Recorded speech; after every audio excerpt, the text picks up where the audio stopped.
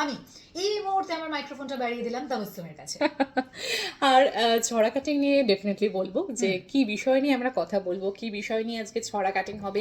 ছড়ায় ছড়ায় তোমার সঙ্গে কথা হবে, কিন্তু ব্যাপারটা হলো ছড়া কাটিংটা হবে যে বিষয়টা নিয়ে, সেটা বলার আগে যে মানুষটার কথা আজকে আমাকে বলতে হবে, তিনি হলেন নান আদার দ্যান সেলিম আলী।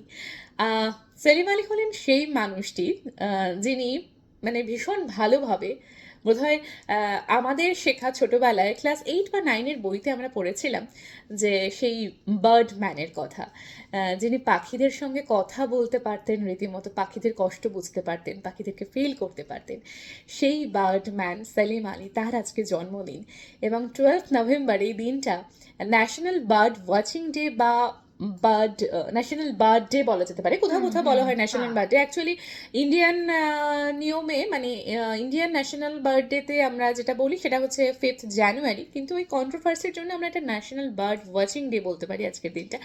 তো এই 12 নভেম্বর সেলিম আলীর জন্মদিনে তাকে আমার মনে হয় যে আমরা ছোট থেকেই জেনে এসেছি যে এই পাখিদের একটা জীবন, তাদেরকে আলাদা করে চেনা, এটা বোধহয় তার হাত ধরেই আমাদের সেই টেক্সট বুক থেকে চেনা হয়েছিল।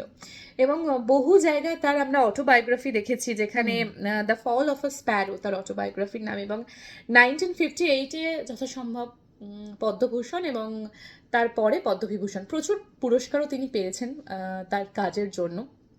তো এই সেলিম আলীর জন্মদিনে আমরা একটু পাখি হয়ে প্রথমে উড়বো, একদম। তারপরে আমরা ছড়া কাটিংয়ে আসবো।